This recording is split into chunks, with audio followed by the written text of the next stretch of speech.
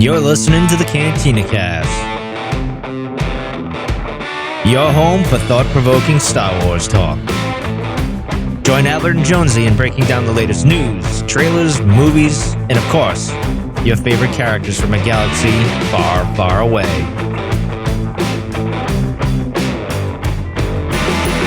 Hello, everyone. Welcome to the Cantina Cast. My name is Albert Padilla, and this is episode 465.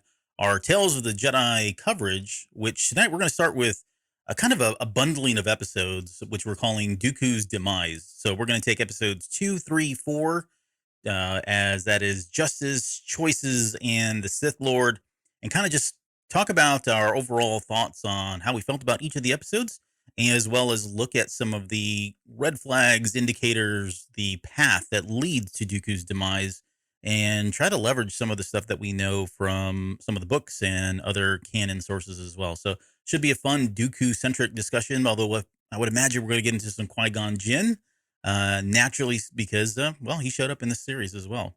And speaking of showing up, someone showed up today for tonight. You got your hair all straightened out and everything, man. You look really great. Welcome to the show, Jonesy. Jonesy's with us tonight. How you doing? I'm doing well. I was inspired by Qui-Gon Jinn. I should have just tied the back, let some of it dangle still. But... Yeah. Oh, man, yeah, great to be here. Thanks for inviting me. One day you'll explain this joke to everyone. It's not going to be as funny, I can guarantee you. It's kind of an Albert Padilla inside joke. You want to tell you real quick? I can make it quickly. Yeah, you kind of teased it on the Patreon show this past week, so might as well deliver. In San Antonio, there's a radio station called 99.5 KISS, and they had a long running show with two of the hosts that ever since that radio station came online. Some of the two earliest guests were Lyle and Han, and they were kind of infamous down there. They had a whole kind of morning show that they did. They had this thing called the Primal Scream on Fridays, where they would just scream for like 60 seconds. It was just really wild, wacky, kind of fun morning, talk show kind of stuff, radio show stuff. I'm taking notes. Yeah, but the running joke was that when John Lyle would introduce Steve Hahn, he would say, "Please welcome Uncle Cousin Stevie Hahn," but he would also say, "Joining with us tonight." He made it sound like it was, surprising that this person was here, that they invited him and they showed up, and it was a big surprise kind of thing. And it was just his run. I mean, you're talking like, I don't know, 15, 20 years running joke every single day. And it always, at first it annoyed me, and then it just became, I don't know. Just grew on you. Yeah, it grew on me. It was the standard, sweet. Right? And I thought someday, I'm going to be on a Star Wars radio talk show, and I'm going to be bringing on that right-hand man, the other side of this successful show, in the same way to honor John Lyle and Steve Hahn. So is this similar to what the film appraisers do on the Eagle Media Network, where they, I forgot the name of the guy that they're always saying didn't show up. He just never shows up. Nah, it's a little different take on that. A little different take on it? Yeah. That reminds me of that though too. But it's similar, kind of a running gag joke. It's a common practice, I think. Well, it used to be anyways in old FM radio, AM radio broadcasts. So I'm just honoring you. You don't realize it, but I'm honoring you. You're honoring them through me by using me. You're just using me to honor someone else. Right. Yeah. But anyways, let's that's great. Thank you for pulling that was a really disappointing story, but thank you for sharing. I told you no one would think that was cool but me, and I was right. But hey, this is what you get for free. Yeah. I guess. Yeah, right. This is the Patreon show, then it's different, but this is free, so you can't hold us do a whole lot here. Well, that's fun. Thank you for sharing that. Thank you. We got a little bit of news today, though. So today is Wednesday, December 7th, Pearl Harbor Day, also as well. So happy birthday, Dad. Yeah, and thank you for everyone who has served and everything in our country here and gone through some of the challenges that we've experienced throughout our history. But we had some Star Wars news today, though, with this with a Bad Batch 2 trailer dropping, just kind of out of nowhere, just in Disney Plus. Like, here you go, guys. Yeah. Did you get a chance to watch it? I've not seen it. I know you've had a chance, and I've seen some people talking about it. I've seen a couple screenshots, but haven't seen. Yeah, it's odd. You've seen the poster. I haven't seen the poster. Yeah, I've watched the trailer, but you haven't watched the trailer. Yeah. Our world is upside down today. This week is nuts, folks. Sorry. Yeah. But trailer. A lot of the same stuff we've seen before. A little bit of an extended sequence there at the very beginning, which was shown at all of at Celebration. But the one takeaway for me, though, that it was a lot more Echo dialogue. It felt like there was a lot more there for Echo. Good. Which I'm encouraged about. So I'm hoping that we finally see him get a bit of his due time. There's also a lot more crosshair in this episode too with Cody. All right. So again, that seems to be an angle that's going to be pushed, and it might be more than just an episode or two. It seems like it will be more. Of course, we have more Rex. Rex is like, "Hey boys, what you up to?" kind of thing. You want to do a mission? So again, this season looks to be very centric towards the Bad Batch doing, figuring out what else they need to be doing in the galaxy. What are they meant to be doing? Not just surviving, but what is their place in the galaxy during this really dark time? So that's pretty exciting. I think this is shaping up to be a good season. It's starting to get me a bit more excited knowing it's just a handful of weeks away now. Mm-hmm. But we're basically right at 30 days, so it's pretty exciting. I'm more excited than I thought I would be for it. Yeah, no, and I think that's gonna. I think I'm kind of with you there, and a lot of it is just. It's not that. I mean, I came off season 1 with a super high, especially with the Mount Tantis stuff or Tannis stuff and all that. But right. it's just been so long, and we've had so many different things come in to our lives, really great things that we're still just kind of coming off of that stuff. So I think the 1 month break from a lot of this is going to help us kind of realign and get re-excited for season 2 of the Bad Batch. Yeah, and it's just going to roll right into Mandalorian after that too. Oh yeah, right? we can't breathe. I think this is just the state. I mean, poor us, right? I mean, boo-hoo. Yeah, no, I feel terrible about this. Right, play the violin. Continual stream of Star Wars content, but yeah, I think that's. I mean, that's how I would do it, right? You don't want it to ever kind of fall in the back of someone's mind. You want them to be always kind of looking at the next piece and knowing that there's something coming. Definitely. There's I was gonna say, Jordan Mason had posted as a spoiler, but I want to say it's the whole season, like all of the episode titles. Now he did this last time, and some of them were right, some of them wrong. So he's not. I don't think he's officially going out and saying these are it, but he usually has some. He's one of the more credible people out there. So if anybody's interested, go check him out on Twitter. He's got that whole list posted there. And yeah, of course, Star Wars leaks on Reddit's always a great place to go and find a bunch of nonsense, but every once in a while you find some gems too. If people are curious where to go get spoilers. Yeah, that's it. I mean, that's where kind of the one-stop shop. Yeah, it's all aggregated into there, and it's only the good stuff too. Like there's plenty of other sources out there with them, but they're not credible. It's just people making stuff on 4chan. That's the one thing I'll give Reddit is that they actually do classify it like wild ass rumor type of thing. They actually give like a label to it, of what's official and what's not. Yeah. And then you have some people who, you have to kind of decipher through, but at least it's somewhat easy to tell what it is and what camp it's coming from, if any. But I will say this, if some of those titles are real, some interesting speculation and theories that were coming through my head as I was reading the titles, like, whoa, really? You don't say. Omega's really Kino Loy's son, daughter. Yeah. Son, I don't want to get the son for him, but daughter. But yeah, so anyway, there's all that. What else do we got? I think we got some Patreon news. Yeah, we got some Patreon news. We have a new Patreon member, Hard Counter, joined the Delusions of Grandeur tier. So thank you so much to Hard Counter. And of course, special thanks to all of our now part of the tribe members: Mike, Rob, Lauren, Dante, Risk, Justin, Jackson, Sharkman, Dan, Daz, and Isabella. And of course, Rod, Eugene, Kathy, and of course, now Hard Counter over in the Delusions of Grandeur tier. Thank you so much for joining us. If you are not a Patreon member, then you are missing out on what we just did this past weekend, where we had our top 3 moments, and we had wonderful members, Lauren, Dante, and Cole or Risk come over and share their top 3 moments from the second half of Andor. So it was a lot of fun on that show. And we've actually got another From a Certain Point of View coming up this coming weekend that you're going to host, and you're going to talk about Star Wars TV shows on the Disney Plus era. So ranking our favorites, or y'all's favorites, I guess. So it's a pretty exciting time to be a Patreon member. And if you'd like to go check that out and sign up, listen to what we've got out there already, cantinacast.com/Patreon is the place to do it. And if you're listening to this, we'd love to come and see your comments. So cantinacast.com/YouTube, if you'd like to join the YouTube channel. We are really close to getting 1,000 subscribers, which is super exciting. Again, not something we ever really aspired for, but it's kind of a cool number to be able to get to. So if you'd like to go check that out, hit the like button to let us know that you're enjoying the content, and then subscribe if you'd like to be notified of future shows. And again, the Patreon live streams are free for everyone to watch, so you'd get notified of those as well. Should probably plug Jeditorials as well, just quickly. Oh, yeah. Go for it. So, you just released one, so this is fantastic. Yeah, cantinacast.com/Jeditorials. I think we released it over the weekend, so I don't think we've actually talked about it on the main show. But as you guys know, this is our not-so-clever take on editorials called Jeditorials, and we've already had contributions from Lauren, Dante, you've heard both of those folks on the Patreon shows, and then I've got mine out there called "Where Were All the Dank Ferric Aliens?" So it's kind of it's my take, my explanation as to why we didn't see as many aliens in the Andor series, and it's a little bit hopefully on the funny side, not to be taken serious. But when you get a chance, go out there, take a look at all of those Jeditoros. We've got more coming down the pipeline. We've got a number of articles in flight. Jonesy's got one that he's working on as well. So it's been fun. It's really great to be able to get another way to communicate, connect with folks, and get have your Star Wars fix from that. So yeah, and for all of you, book nerds out there, we might have a special announcement for you here pretty soon too. So we'll just kind of tease that. Oh, what is it? Just a little teaser. I know, secret. Can't tell you. Secrets don't make friends. Just keep that in mind. But they build excitement. But they do build excitement and hype. Okay, let's see what else. I think that might be it. So let's get on with the show.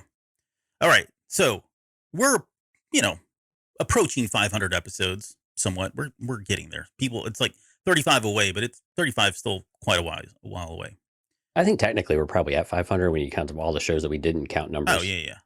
We didn't number a lot of them, and there's other bonus episodes. But I say that because we did talk about Jedi.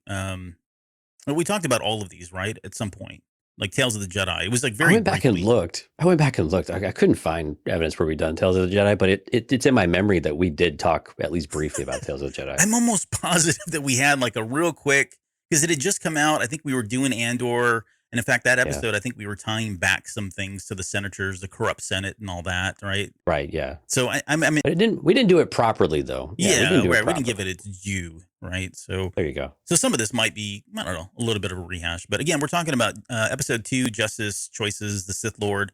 Just quickly, we started off with the Ahsoka Tano episode, and I think it makes total sense, right? Like, she's a kid, we get to see kind of the origin, then we get into some real serious stuff, and then we pick up Ahsoka a little bit later. But I don't know. Any thoughts as to how that rolled for you? Did it feel weird watching these in sequence? This weird order? Yeah.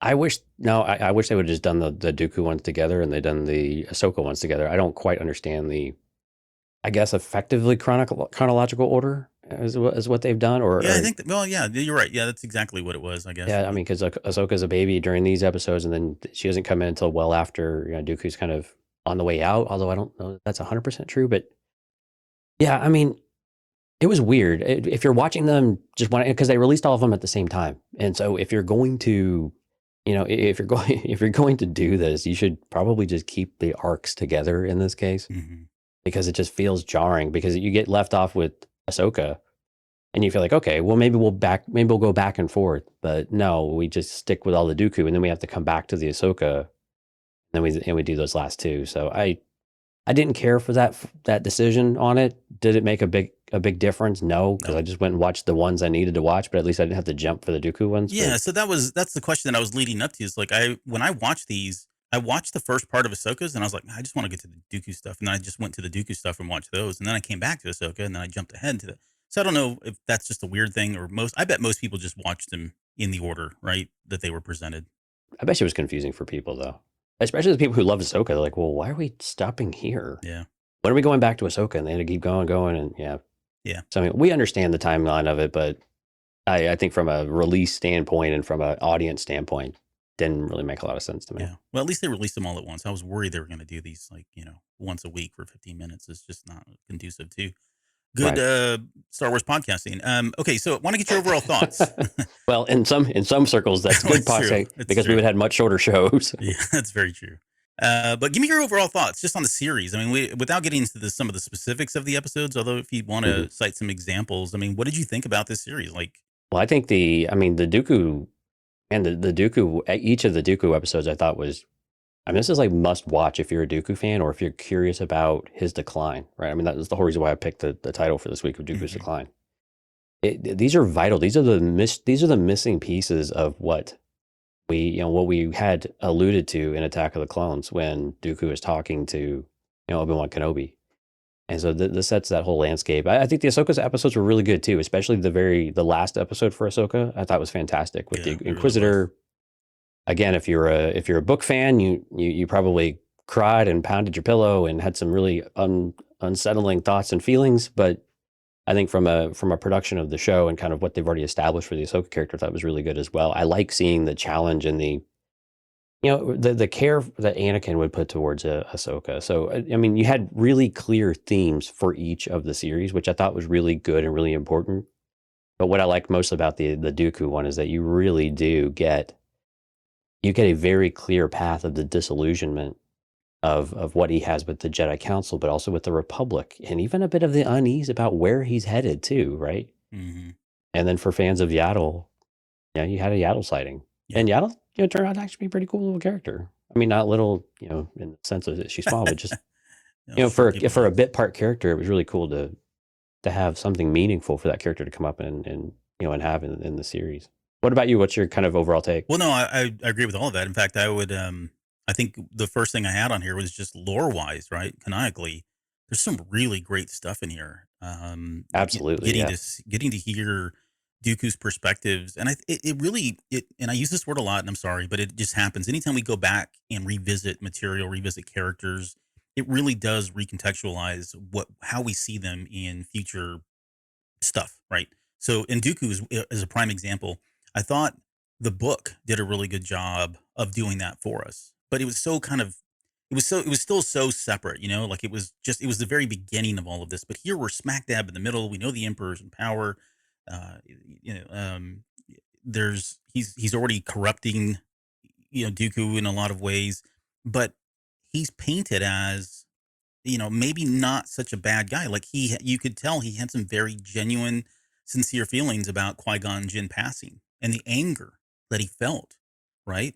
He was just as angry as all of we were, right? And so Right. all of that contributes to his ultimate, turnover and, calling him master and all of that. But it does change the way I saw Dooku, especially in Attack of the Clones, and then Revenge of the Sith. So I do appreciate that aspect of it. I really like that the sadness that Dooku showed and the disappointment when he's talking to Obi-Wan that he misses Qui-Gon, that Yeah. Qui-Gon it was his counsel in a lot of ways. I think that came through in these three episodes really, really clearly. Mhm. Especially the reflection moment when he's talking with with Yaddle ahead of time, right, about how they grow up. Where and then the comments that he made to Jocasta Nu about not the imagination, and she's viewing it as a negative, but Dooku's viewing it as a positive, right? Yeah. Right. And how they were very much alike, even though we know from Dooku Jedi Lost there was a very different feel, and from Master and Apprentice, I believe as well, right? Yes. Yeah, there was a very different feel in their relationship at times, but Dooku always really valued that that relationship and where it ended up and how they how it evolved. And I thought that was a great way to bring that into this series and see it visually, especially in these short episodes where it still really does resonate with you quite a bit. And the question I had for you, I haven't read Dooku Jedi Lost or listened to it in a long time, but I was curious. I doubt you have either. I know we have someone who has. We need to pick her brain about it. But do you think that this kind of breaks or shifts anything from Dooku Jedi Lost, or is in conflict with any of that, just based off of your memory of the content? No, and I did think about this.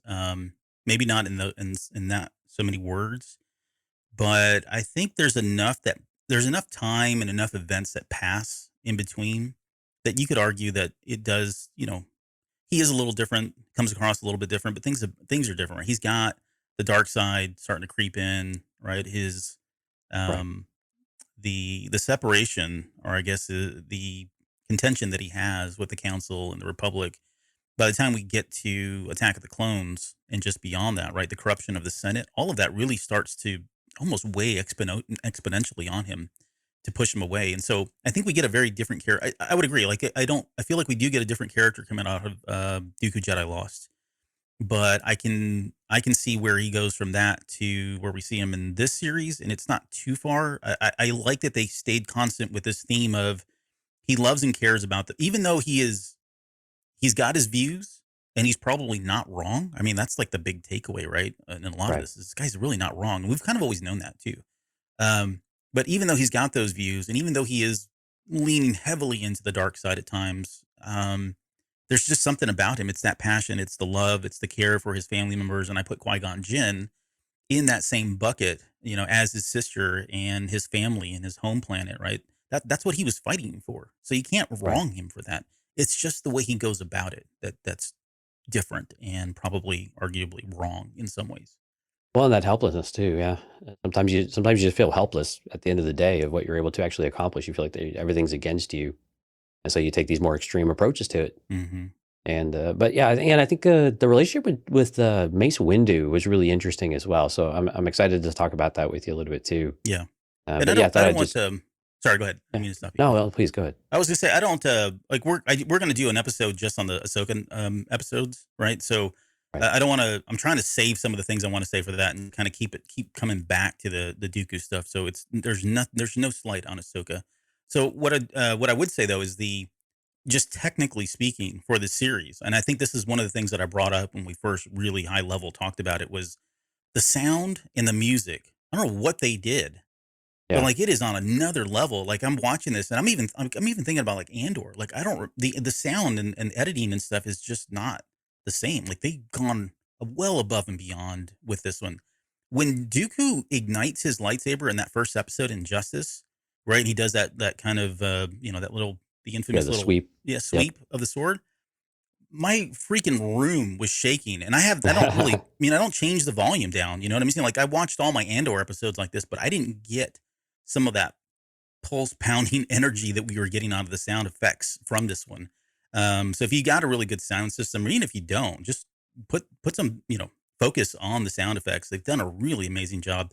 The music, Kevin Kiner, good Lord, like just I mean, it's amazing. bring him back. Again, I mean, some of his right. best work. Yeah, I mean, and again, we were just gushing about the Andor music, right? With the exception of the drums. But I But it's loved like all that music. It's like he never left Clone Wars though, Yeah. or Rebels, right? Right. I mean, it just feels like such an extension. You just pick right up for it, and it just sounds amazing. I was I don't know if Ash is still in the chat, but when this series came out, I think she and I were talking about the music because I think she was going on about it, and it was what I had said was it was kind of a carryover because this actually started in season 6, right? Right. That when they started getting into Order 66 and just or actually prior to Order 66 happening, the music was really starting to sound eerie. There was a lot of synth, a lot of Mhm. scary tones. It was almost like a huge extension of the stuff that we saw in Revenge of the Sith. Yeah. But that's when we first got it, and this was just a big carryover from that on steroids. Like it's some of the best stuff, especially when we get into the Sith Lord, and we've got that when they're setting up the establishing shots for the Emperor and Dooku, and they kind of have that whole conversation. I mean, wow, it's pretty eerie. Like there's chills that were coming up my back on some of those points. So the music is just amazing. So, what do you think about some of the visuals? I think the lighting, Yep. again, is just absolutely incredible. But some of the animation, maybe a little bit taken out of it. Where did Maybe you feel like a it fell touch. short? I Was think there it was more the particular movement. scenes? I think it was the movement. I think it was just some of the movement was a little bit too soft. I mean, not rigid. It was just like very, very fluid in some scenes, and to where it just kind of felt weird. I thought the visuals of it looked fine, and the animation itself I think was good. But it was almost like it was pushing trying to be a little too real in some ways, Mm-hmm. without the realness of because it's still very clearly an animated series. So it was just a little bit different on that one. But the lighting, oh my gosh! I mean, Yeah. I know we bring it up every time a new series of animation comes out, but just the visual elements of it all Right. was incredible, especially with the tree and the leaves falling, and of course the Mhm. symbolism of all of that at the same time. But the light peeking through certain areas, the light coming through when Yaddle's holding the door, Yeah. it's just beautiful to look at. Yeah. I visually, I think I know what you're talking about. I think where I saw what you're maybe not. Where I think I saw this is in choices when Yes. Windu and Dooku start fighting. It's almost like there's frames missing. Like they're moving so fast that it almost looks kind of jumpy and choppy. And I mean that was kind of similar in the Clone Wars, right? I think about the Darth Maul and Sidious and Palpatine, or Darth Maul, Sidious, and Savage. Press. Yeah, when you think about that fight, there was a lot of herky jerky stuff, and that was kind of part of the style. And it wasn't until season 6 when they brought in the mocap stuff and they used what's his face, uh, Darth Maul Ray Park. himself. Yeah, Ray Park. Yeah, they brought him in, and I forget the other lady's name, and they did that. I mean, that was just amazing to watch because it was very different. because we didn't see that herky jerky kind of stuff. And I just wonder if they were, I don't know, were they aspiring to try to do something similar to that without bringing in, motion capture? I don't know. I'm trying to make an excuse as to why it was, but I But I kind of will saw say it this there. though, their lightsabers igniting with the smoke and the debris and the dust and everything. Yeah. I mean, it was very reminiscent of of Anakin and Obi-Wan, Yep. right? And, Yep. and of Geonosia, and just that those scenes really really were a lot of fun to watch. I think they were still really well done in that area. I think maybe it was probably that first Dooku episode that maybe felt a little bit. Some of those items were a little bit just the arm motion and stuff. I think was what I was really focusing in more than anything else. The The textures, scenes like, themselves, I think, were fun. yeah, but like the textures and stuff were on another level. I mean, it was similar to Bad Batch. Yes, I don't know if it's the same engine or not. It looks very similar in terms of the textures that you see on the characters. Even the faces. The faces don't look, they look imperfect, right? Because it's a stylized kind of sure. artistic Yeah, take and I'm on not it. talking about that. Yeah, because I mean that's always been there Yeah, with Clone Wars. right, right. And with But in this one, like, it's so, like, it looks great. Like, it is. It looks like I don't know how to explain it. It sounds stupid. It looks like an animation piece, but that doesn't make any sense. But there's just something about the texture of all the palettes and everything else are just really great. So I thought they did it. I think they did a really great job with that. As far as the length go, like, yeah, the only thing the only thing that I was like, wow. I mean, I remember watching the series the first time and just being kind of awestruck about what we just saw, especially given I didn't know what the heck we were going to see until we got to Celebration. We just heard Tales of the Jedi, and suddenly every freaking Tales of the Jedi comic skyrocketed to like $200-300 a piece because we all thought it was going to be some kind of old Republic kind of thing. And then when I heard that it was really going to be just kind of these side stories of Jedi within the Clone Wars era kind of thing, and I was thinking, yeah, is that really what I want? Right? What is that title? Is it appropriate? Am I going to really enjoy this? But man, I mean, after now seeing the series, like, it's like, where the hell is season 2? Like, why haven't they announced that yet? And oh yeah, two, where's the rest? Where's the rest of season 1? Right? yeah, the rest of season 1 exactly. And let's go ahead and just crank these up to 45 minutes. Can we just do that? Because I mean, I would love for them to just go all in and steep themselves in a lot of this lore, this Jedi lore. We just don't get a lot of it, and the fact that we got Dave Filoni behind it all, I mean, it's just it's a gold mine for us. So And could we just talk about how amazing Corey Burton is, like on the voice front yeah, for Dooku? yeah, I mean, he does. So for those of you who may not be as familiar with the voice actors, Corey Burton also does Cad Bane, right? yeah, yes, And a yes, couple other, and does I think he's done a couple others in the series too. But man, the voice acting for Dooku, so spot on. Ian McDiarmid, of course, is doing the Emperor. Bryce Dallas Howard is doing Yaddle, which was Yaddle. really cool. Mm-hmm. And of course, we have Liam Neeson doing Qui-Gon Jinn and other, again, more acting that was just fantastic. But I mean, of course, those are the more of the marquee names, I guess, that we'd recognize. But top notch voice acting. But Corey Burton, man, this guy. I mean, not only does he have like the richest voice on the planet, and that we're all just jealous of from a male perspective, but just the chops, man. The way to convey emotion, the way that he captures the essence of Dooku with the regalness and the almost like pomp and arrogance sometimes too. When they were talking about, the rich and powerful, they just kind of look at him, and you just look at how Dooku's dressed, and you can't help but to say, yeah, I'm talking about you, champ. Right. Yeah. And you can just see it right through it too. But again, with the voice and everything, just the the arrogance almost comes out as well, right? From the very first scene, he lays the lightsaber down. Let me make my intentions clear. No, I love that part of it. Like, all right, we're just gonna, yeah, you go on, Master Jedi, and put your lightsaber out there, saying, "Hey, I'm not here to make a deal, but let's make a deal." Yeah. Let's see. Just quickly, Gene says, "Who do you want in season 2?" I don't.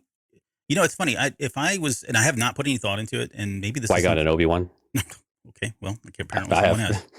has. Well, I was going to say, like, I don't know if I would approach it as who do I want to see. I think I would approach it as to what stories do I want to hear about, and then kind of back into the characters that might be involved from that. I know it sounds kind of the same thing, but I would need to think about the stories. Like, they could easily take this and extend it, like Tales of the Jedi, right? It's so agnostic of a time period, even though this was Right. all set during Clone Wars period. This is so agnostic. You could stick this in the middle of or post Return of the Jedi, right? Yeah. And you've got stories of Luke, or you could do it in the Resistance era, and you've got High stories of Republic. Luke and Rey together. So I mean, there's a really vast, and if they keep it to 15 minutes and these just little side stories, there's all kinds of little holes they can fill in, similar to what they've done with like from a certain point of view novels, right? Telling these little side stories. Essentially, this is what they is, just that they are Well, visually. and could this be an introduction into the High Republic too, with something like this? Oh yeah, for sure. Right? Yeah, you could stick this and say, okay, Tales of the Jedi from the High Republic, and then fill in the gaps. Maybe we get the Barry again, Yoda. Yoda. Anything with Yoda. I mean, there's so many. Anything with Yoda would be fine. Please, just give us something. I mean, there's so many. Yeah, but you're right though. There's so many things you could do with this type of storytelling with the short 10 or 15 minutes. You could do a few episodes. Maybe they don't have to be exactly, a story altogether, but they all tell something that you want to get across about where they're at or who are these characters. I think Yoda, the reason why Yoda is always interesting is because he just lived such a long life that that he's gone through various stages of his life and various experiences. And so I think he just fits that content so well. Where you could have Yoda on there 3 or 4 or 5 times, and each one could be a slightly different version of Yoda. Okay, so here's my answer. I was trying to say it, and I was cutting you off. I didn't mean to. So I'm gonna go with Tales of the Jedi season 2. I don't really care if it's in one. I want to see Buryaga show up in phase 3, but we get the backstory and how he survived in Tales of the Jedi. That's my answer. So you don't want anything for Buryaga for like 2 or 3 years. Then is what you're telling me. Well, yeah. I mean, it'll be another year before we get him.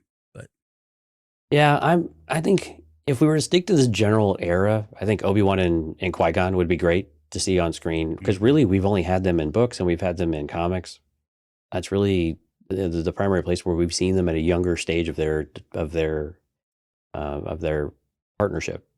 And so I think that would be a really cool one to see. I'm trying to think if had to pick, if there were 2, so we were doing another 2-3 episode sets here. I'm trying to think what another Tales of the Jedi might be interesting. I mean, do you have to go back to Anakin? No. But I don't know if they'll venture much outside of this 20 or 30 years here of, the prequel trilogy and maybe original trilogy. Yeah. Yeah. I don't know. What are you telling the sequel trilogy? Oh, there's stories. Are there? Yeah. Because the sequel trilogy like did everything in about the course of like 3 weeks, I think. So I mean, it felt like 3 weeks at least. Yeah. Well, I mean, they started down that path with the comic book, right? We've got some stories of Kylo Ren. We got some stories of Kylo Ren or Ben Solo and Luke Skywalker. You could kind of do a Rise of Kylo Ren type of storyline. It doesn't have to be that story, but there's adventures that they had, right? You could go into that. Yeah, true. Yeah, like you said before, Luke and Ben would be interesting. Mm-hmm. Yeah, I could get on board with that. Okay. Maybe Ben will actually speak. I know. Maybe he'll live. Ooh. All right. He is. He's living with the living. Or I guess he's just alive. A cosmic force. He talked to her at the very end, so he did. It's in the novel. Read it. Okay. I can't read. That's why you do the audiobooks. I knew it. Maz Kanata joking. Can we revoke somebody's Patreon? Can we go? You know what? I actually kind of like this idea because Maz Kanata, again, she's lived so many lives. Yeah. Well, we know that Maz Kanata is in the High Republic. She's force sensitive. Yep, I get it. She's force sensitive. Yep. She's in the Force Awakens with Han Solo. There's a lot of history. Yep. Anyway, back to Jedi or Tales of Jedi Dooku. Now that we've skewed. Yeah, wow, that was quite a tangent, and we don't do that. But so yeah, I can see how they get there. Right. Okay, next question. Let's see. Let's get into justice, and so this is the one where the senator's son is being held kidnapped by people that the senator represents, like his own people have kidnapped his son, and they're sent. They being Qui-Gon Jinn and Dooku are sent to kind of find out where this kid's at and kind of bring him in, kind of thing, right? Rescue him. But the funny thing about this episode is like this is we can get into the specifics as much as we want, but I want to talk about the signs of demise here because like the kidnapping's not black and white to Dooku. Like me, it feels like any like straight Jedi that follows the order, like a Mace Windu and Obi-Wan Kenobi, like they're going to go in and they're going to rescue the kid because that's just not the right thing to do. Like there are other ways to go about and send a message to your senator who you feel is not taking care of you. But in Dooku's head, he like justifies and rationalizes all of this stuff, which is mind-boggling to think that someone was like that. And you can see visually see how uncomfortable Qui-Gon Jinn is with all of this, and ultimately, he is the right decision, right? He does take the right path, which is go free the son and bring him over there, because that was the only way this whole conflict was going to end. And you've got Dooku, who's already veered into the dark side, right? And we audibly hear him come out of the dark side at one point when Qui-Gon Jinn finally shows up there at the end with his son. So it's a theme, right? That theme of Dooku taking things into his own hand, being the jury, right? Dishing out the sentences, deciding what's right and what's wrong. And I know this is, of course, takes place well before the other two episodes, but you get to see the writing on the wall. We saw this in Dooku Jedi Lost, but he does take things into his own hands, and a lot of times it may not be a more common choice, but he's not wrong either, right? I mean, that's the really gray and ambiguous thing about this. A lot of his decisions, you can see why he would come to that decision or come to that conclusion. Yeah, and you get to see the naivete of Qui-Gon as well. Why don't you just vote someone else in office? I mean, does this sound familiar, like in our real world politics? Yeah, just you don't like. Well, just go vote. Go vote and change. Well, it's not always that simple. It's not always that straightforward. That's the pure idea of it, right? That's what we think we should be able to do. But the reality, especially once they're seated in power, sometimes that's really, really difficult to do. But you see the disillusionment in Dooku, where he's already lost faith in the Senate that, this scum that we're looking at across the way here, this guy is not uncommon. We see this, we've been doing this all across the galaxy. I've been doing this for, however many years now, 30 years, 40 years, whatever it is for Dooku. And I keep seeing this happen over and over. And look around you. These people are suffering. They're in absolute poverty, right? I mean, they are in abject poverty. They are dying of starvation and malnutrition and everything else. And this guy's out here like, where's my son? And I will kill every single person in this village. I will wipe it out and destroy it. It doesn't matter if you were the people I represent or not, because you took something from me. Yeah. But it should be really telling when the entire town revolts against you. And it's not a big town, but it should tell you something when you're doing that. But you're right, Dooku he's already starting to. There's enough chipped away at him to where it just boils over in his sense of righteousness about what to do. And again, this was really prevalent in Dooku Jedi Lost, right? Of how with his family and the responsibilities there, and what it was his brother, right? That abused kind of the power and the throne. For who? For Dooku? Yeah. Was his brother, right? Yeah. So I mean, you kind of get a lot of that if you listen to that content. Those themes come through here about why these are so difficult for him. But at the same time, they're talking about the rich and the powerful, and you have Dooku showing up in his regal attire. Yeah, and then right? You've got just to compare what you see Qui-Gon. I mean, he looks like a peasant boy standing next to him. Yeah, he looks like he should be out there working with the people in the fields, right? Yeah. He's just got the regular tunic, doesn't even have an undershirt on. Mm-hmm. He wants to show the goods, I guess, But yeah, I mean, Dooku always looks impeccable. And we've always known this about Dooku, right? This has been how he has been since he's been young. But in each of these episodes, you see that regalness, you see that rich and powerful, and there's almost, do you really understand, the people around you, and that they view you as part of the problem in some ways, even if you're trying to be their advocate. And I think in his defense, though, is that he really was saying, our investigation's not over, Senator. I'm not, and he basically calls Dooku a lapdog of the Senate. The Jedi really just do the bidding of the Senate, which is what the galaxy believes already. Mm-hmm. And that just pisses him off, because he's like, I'm not anybody's lapdog. You can just kind of see this rolling in his head. And I agree with you. I think the Jedi are probably, just tools of the Senate. I don't agree with that at all. But you're still not going to get in my way, because I know better than all of you clowns. Yeah. And again, you could see, like you were saying, though, you see Qui-Gon getting uncomfortable with that. But you also see some of that rubbing off on Qui-Gon, though, too. Maybe not the arrogant side of it, but that looking beyond the surface, thinking things in a different way, in a different direction. And you get that later on in the later episodes, too. And of course, what we know that Dooku thinks of Qui-Gon Jinn just as a person, as a Jedi, and how much he respects him. But mm-hmm. So I like that we got that dichotomy of Dooku coming through. When you look at him, he stands out from everybody except the Senator. They're the two most, some similar looking characters, like dress wise, in the entire scene. Yeah. And two very different people at the same time. Right. Um, Yeah. yeah, he has that line in there where he says, "Corruption like yours must be eradicated." And this is where he's already kind of turned to the dark side, or is leaning on the dark side. Tamping into the dark side. Um, that righteousness that you speak of is really manifesting here. There's a little part right after that though, where he says, "I wonder if any meaningful change will come from this." And that's when he asks Qui-Gon Jinn, "Is that why you took matters in your own hands?" He says, "Your actions may have saved lives today." So there's the self awareness, like even like of course not in the moment, right? Right. He turns to the dark side because he has nothing else left. They clearly show him looking around. All the other villagers have been shot. Qui-Gon is still around, but it's really just them two. They've been outgunned, outmanned, if you will, and so he has nothing left. I mean, he just decides, okay, well, I'll just go to the dark side and choke this guy out.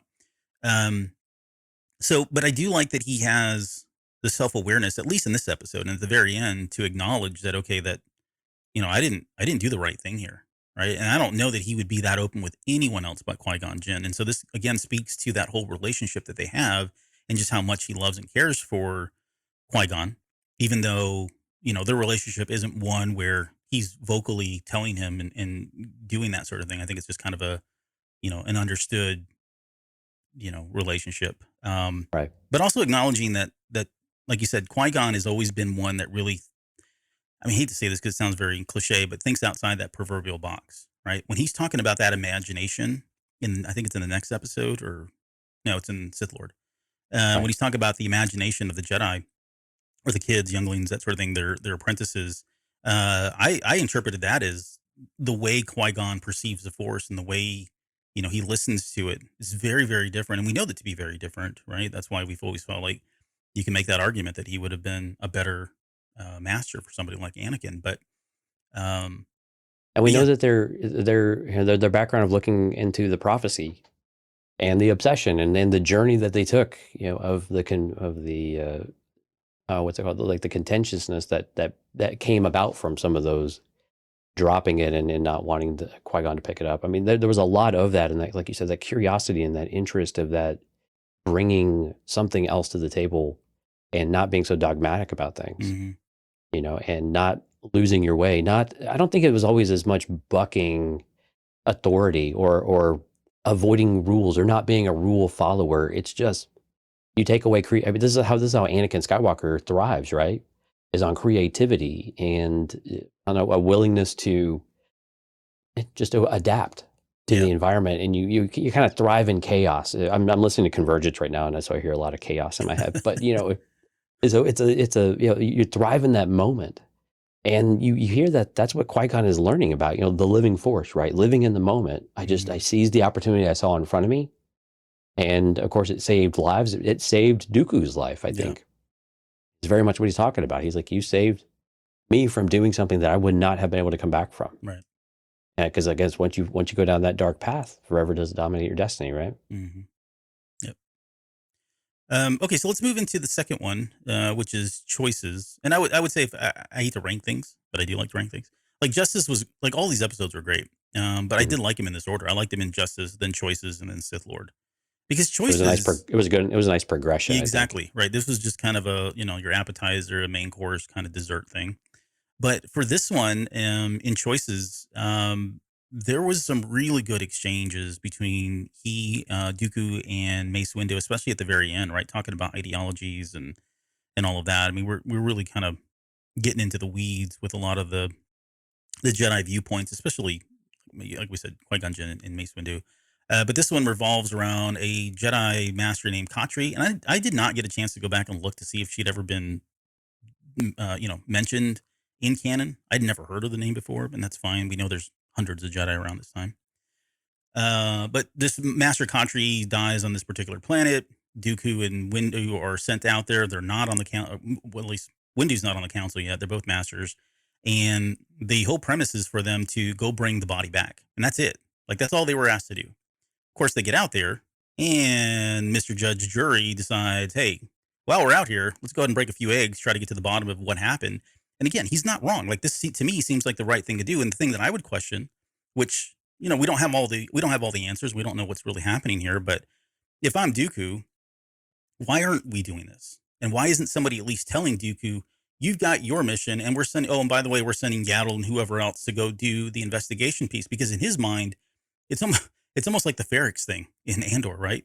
No, this is like Anakin and Obi-Wan. It's implied in our mandate. Yeah, no, exactly. Oh, perfect quote. I didn't thought about that, but yes, perfect quote. Like this, there is a hard implication, or it's heavily implied that if they're going out there for something like this and they don't know the answer, right? They're going to go find hard evidence. They shouldn't just take the senator's word at face value that this is what happened. And I think that's really what's rubbing Dooku the wrong way because he's already at this point now he's really not happy with the way things are being run. He does feel like the Jedi are really the lapdogs of the Senate. And so, yeah, we're just going to let this Master Khatri die and no one's going to ask any questions. And we're just going to trust these senators who are eating fat off the land and getting all kinds of kickbacks and whatever else. I mean, that's not the right thing to do. When he turns it around on Windu as well, saying, would Master Khatri leave here without finding out what happened to you? Mm-hmm. Like, how do you think that would have gone? And no, that's not the type of character she was. At least that's what we're led to believe through Dooku's lens, right? At least, but this is the idea though of like Windu being such a strict rule follower. It made so much more sense though with some of the content we see later. But again, it's almost like he's serving.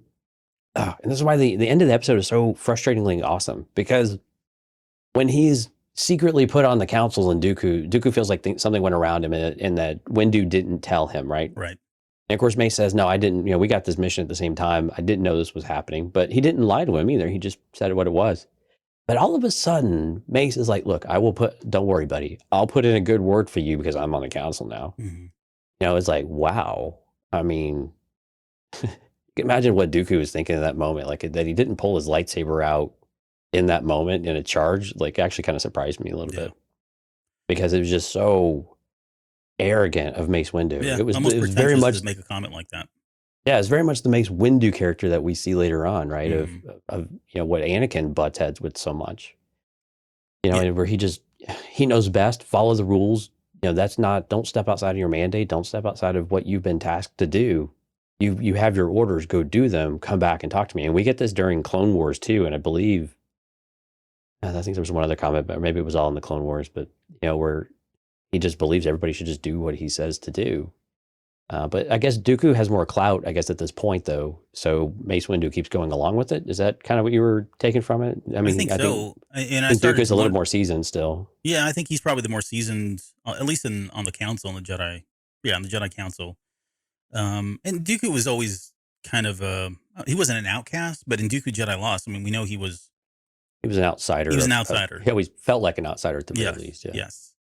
Whether it was the way his masters were training him, how he sometimes he had certain masters that he was questioning, things just he never like went through the Jedi Order like by the book, where somebody like Mace Windu was probably that officer. He's kind of like went through officer training, if you will.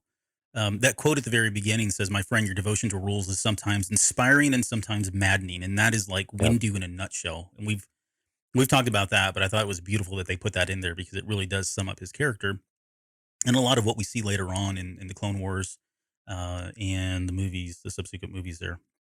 But getting back to so where I was going was, as I was watching it one of the times, I started thinking, I wonder if there were, I'm not going to call it corruption, right? But if I'm going to send Dooku, which I have questions why I would send Dooku out for something like this anyways, right? It seems to trigger him. Like, this seems like a very hot spot to put him in. This is not where I would send him. But if I am going to send him for whatever reason, I would think that the one person that I would send him with would be somebody like Windu, someone that I know I can trust to follow the order of the law, not diverge from it, right? Have the best chance of not letting Dooku go rogue, which he still kind of does anyways. Right. And I think part of that's because Windu just wants to fight anytime he can get it. That's kind of a joke, but yeah, I mean, like that to me, I wonder if they did pair them up for this kind of a mission. I think it's just to our benefit because we got to see a pretty cool action sequence between them. Are we arguably two of the best lightsaber people, battlers, fighters during this time period? Or are these two? And we'd never seen them really together. We saw them at odds in Attack of the Clones, but we'd never actually got to see them fight together. So I really enjoyed that particular action sequence because of just how skilled both of them are. I agree with that. This was one of the more exciting moments in the entire block of episodes for Tales of Jedi. Mm-hmm. And again, you get to see the discipline, but also just the power, the sheer power that they both have, and the kind of a different approach to how they do things as well. But I thought it was a really good fight scene, though. Really, really entertaining. And I like that we finally get to see them kind of flex that power. Whereas in the previous episode, yeah, we get to see, Qui-Gon and Dooku very skilled, of course. But in this case, like, they're fighting for their lives. And so you get to see more of that come out. There's and the other thing that this episode does, and the first one as well, right? It's all building to that third one, and really showing you why somebody like Dooku, why it was so easy for Dooku to align with the Emperor. And we know the Emperor's got his own motives, and Sure. Dooku's just being played, right? But when he says, there's that the security guard says that the Jedi claim peace, but mostly keep law and order for the rich and the powerful. Like, we have no reason to question that that's happening. I think there's Well, and perfect again, examples. look you up and down looking at Dooku, and he's the epitome of it too, right? Right. Just look at you. There's nothing humble about him. That's a great way of putting it. You know what I mean? There's nothing. Yeah. But even his lightsaber, I mean, it's ornate, curves. It's just His he's style like, is very refined and very proper. And yeah, right. But I mean and it's just that's so weird. It's weird because what you can see how that perception's there, but he's just so far from that, like, if the reality is, and we know that, right? But yeah, I mean, so the guy says it's evident throughout the galaxy, right? He tells Dooku this, and if you're Dooku, you're going on every one of these missions now, and it just seems it's like a theme, right? It's a repeated pattern of people coming up and Right. talking to you about this, right? And that starts to get in his head, starts to eat at him. And so it's driving him closer and closer and closer to finally making a decision about, I've got to do something. Where can I go? Who can I trust? Who can I help? Who can help me change things for the better? Right. Unfortunately, Palpatine's just, way too willing to entertain all of that for his own deeds. But, it's the whole dark side path of it at that point. And I want to come back to those comments right there when we get to the Emperor, because who's the person that Dooku would have turned to? There's only one, right? Yeah. It seems like there was only one person he would turn to. So I want to revisit that when we get to the last episode, when we get to the Sith Lord. Let's see. Okay, so before we do that, let's. I want to talk about what Dooku says to the guard, and I want your thoughts on this. So this is after the security guard's imprisoned, and he kind of walks up to him, and kind of has this very quiet conversation with him, even though he really doesn't need to. Like, they've already imprisoned him. There's no reason to at all. But he says, your ideology, while faulty, does have its points. I don't condone your methods, but you had every right to protect your planet. That sounds like himself. Make sure your people don't lose heart and evolve, Samaj. It is the only way you will truly have victory. I say that for all of us. What do you take from that? Like, how much of that is him channeling his own personal thoughts, given what happened on his home planet? Is he foreseeing, like, the demise of the Senate, demise of the Jedi, and unless somebody has said something, like, he understands that this is inevitable. Like, we're all going to fall here soon. Yeah, I think what he has seen is that, and again, time and time again, is that he sees that people are trying to secure the ways that things have always been, and they're fighting change in every way possible. And unfortunately, while sometimes keeping the status quo is definitely something that we should entertain and we should talk about, but it shouldn't be a de facto place to be. And unfortunately, what he is seeing is that by controlling power, by keeping power, by withholding opportunity from other people, it's having a severe negative effect, and it's not getting any better. And unfortunately, the Jedi, and these are the things I'm thinking probably are going through his head, the Jedi are just as guilty because they're the ones doing it. They really are at the service of the Senate. And we see that much more clearly later on when Senator Palpatine has, or Supreme Chancellor Palpatine has, all sorts of power, right? Mm-hmm. Which he doesn't have at this point yet, but you can feel it. You can feel that momentum changing and that momentum turning as Valorum has moved out, and now Palpatine is coming into power, and it's kind of his rise. But I mean, you could just feel like he's just seen too much of it. He's seen the same things over and over, and we saw the episode before this. It was very much that same scene. That's why it was so important for Filoni and company to show us that, is that he has been experiencing this for a decade, maybe 2 decades. We know it happened all the way through Dooku Jedi Lost. We know it happened in Sereno in the way that why he went back, to reclaim his home world and his responsibilities. And so all of these things are all in his mind in some way. And I know the timeline is not always that clear, but cumulatively, you just see all of these things adding up, and it's pretty clear that he wants to. It's his way of defying the council, I think, in some ways too. And he's finding people that he does relate to, even though while I don't necessarily agree with everything you're doing, I can't blame you. You're looking out for your own. You're looking to protect your own. And again, all of the conversations with him and his sister really come to play if you've consumed that content, which I would recommend because it fits really well with the storyline. Yeah, you're right. I mean, that Dooku Jedi loss in Master and Apprentice both, I think They both. they complement these particular 3 episodes really, really well. I want to ask you a question here. There's a moment there where Dooku kind of turns to. This is after they've got Katri's body. They're kind of pushing the casket, and Windu challenges him on his tactics, and he's like, "Bring it, right? I'll defend this all day, every day. Like this is who I am, no problem there." And then he turns on him and says, "I'm going to ask you a question." He says, "Do you think the Jedi will truly keep peace if they continue to take everything the Senate says is law?" And that is foreshadowing 100% about what's going to happen, right? They're going to follow the letter of the law deemed by the Senate. And who is the Senate? Oh, that's Palpatine. I am the Senate, right? Everything that he's basically saying, like, if you just continue to follow, it's so. This is the thing I keep coming back to. It's so weird because he's, on one hand, he's fighting against the very thing he's about to become, right? He's challenging falling in line with the Senate and being the lapdogs and doing everything they say very blindly, which is what he feels is happening with the Jedi Council and the Jedi themselves. That's the very reason why the Clone Wars started, right? They fall in line with Palpatine. They give him the emergency powers. He calls to order the clone army, and next thing you know, they're in God knows how many years of war. I forget now, but yeah, I mean, it's 100% foreshadowing there, and he's one of the ones that knows. He can see the writing on the wall, yet these other Jedi are completely blind by it, especially somebody like Windu and Yoda. Right, and he said it as much himself. In the episode before with him and Qui-Gon, I serve the people of the Republic. Mm-hmm. It's not. I don't serve the Senate. Like when the senator's saying, "I own you," he's like, "I serve the people of the Republic." Right. That's who the Jedi represent, or that's who I represent at the very least. But again, he knows that's slipping. He knows that that's not really. It's shifting to where the Jedi are serving the Republic, and by extension, the people of the Republic. But what happens if the one in the middle is the one that's the problem? And you're so blindly following them and leading them that you're afraid to step out of those boundaries. And this is where him and Windu have this conflict of saying, you can't possibly think that the Republic is so altruistic at everything that they do that they're what's right and just all the time. Mm-hmm. And yes, it's law, and it's important to have laws and abide by them, but you shouldn't stop thinking critically.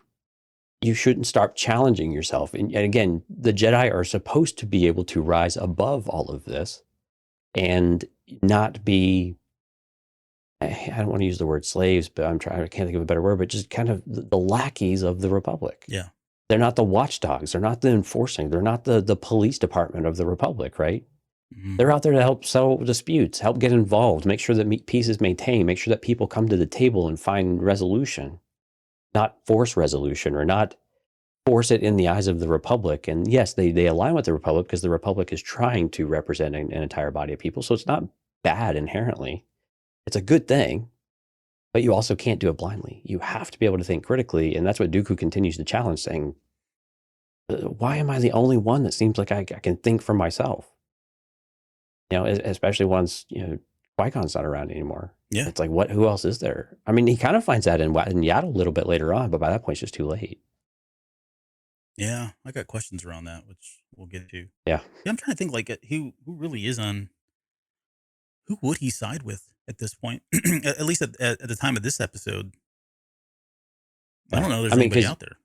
I mean, you'd love to say Yoda, right? But even Yoda is paralyzed with indecision. Paralyzed with wanting to do what's right for the Republic, even though Yoda, kind of feels a little bit differently, but he's also trying to get to the bottom of it at the same time. But again, I struggle to see who would give Dooku the time of day, and I think it would be Yoda. If it was anybody, it would be Yoda as his former master, right? But for some reason, that relationship is, non-existent.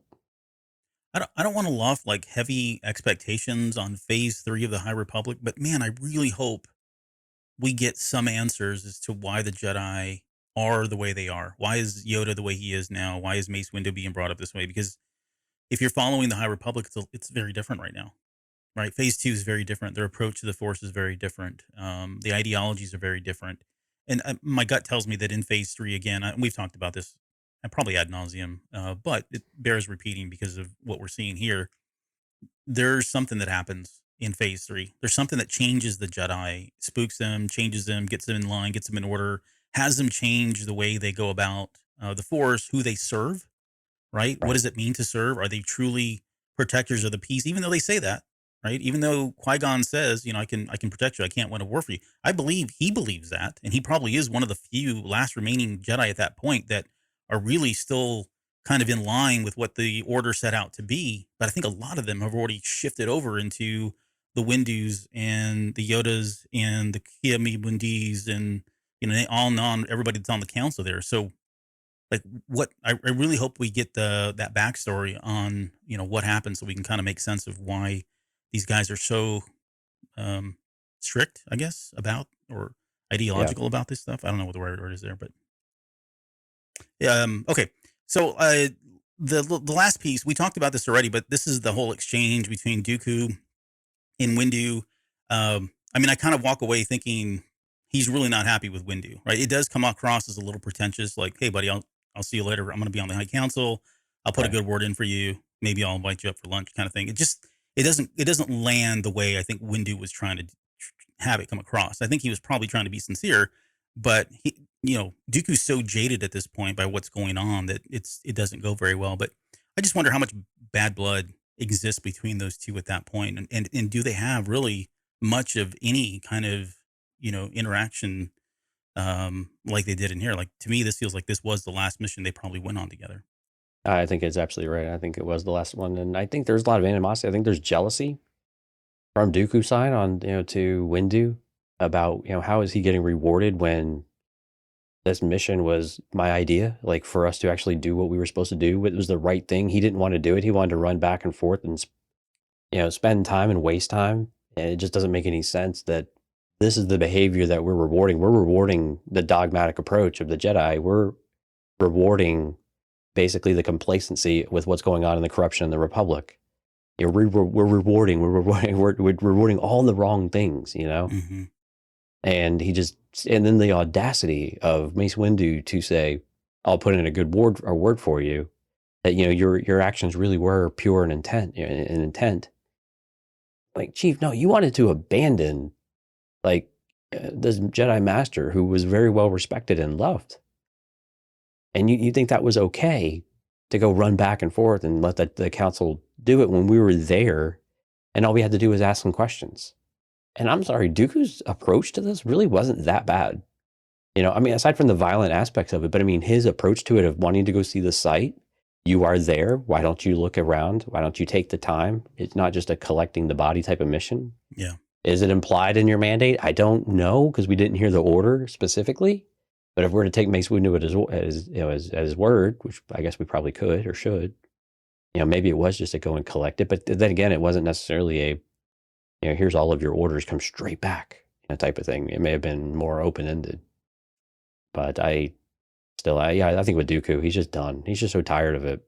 And again, I get that at this point, we don't know if he has done anything wrong yet Yeah. or flirted with. We don't exactly know where he's at in his dark side journey, specifically with the Emperor, with Sidious. So it's a little difficult, but we're led to believe that maybe it's not quite taken place yet. That he's on the precipice of reaching out, or that connection is going to be made. But we don't have a real clear timeline of when they started interacting with one another yet. Yeah, I mean, I think they're in talks, because by the time we get to this next episode, I think that action, the killing of Yaddle, is kind of like his. That's the cross. Like, I think that's when that was his Do you Windu think to that's Anakin. the Kyber that he bled? Yeah, probably. So I think so too. That would make the most sense, especially with somebody like Yaddle and all that. But more on that in a second. The last piece that I want to talk to you'd said something. Oh, it was about, yeah, like, for getting in the head of Dooku just quickly. You know, the fact that they're putting Mace Windu, of all people, on the council. Right? We already talked about him as being kind of that officer that came up through the academy. He is the Right. poster boy for what the Jedi Order are and who they aspire to be at this point. He's going to follow the line. He's such a, by the book, by the numbers kind of person.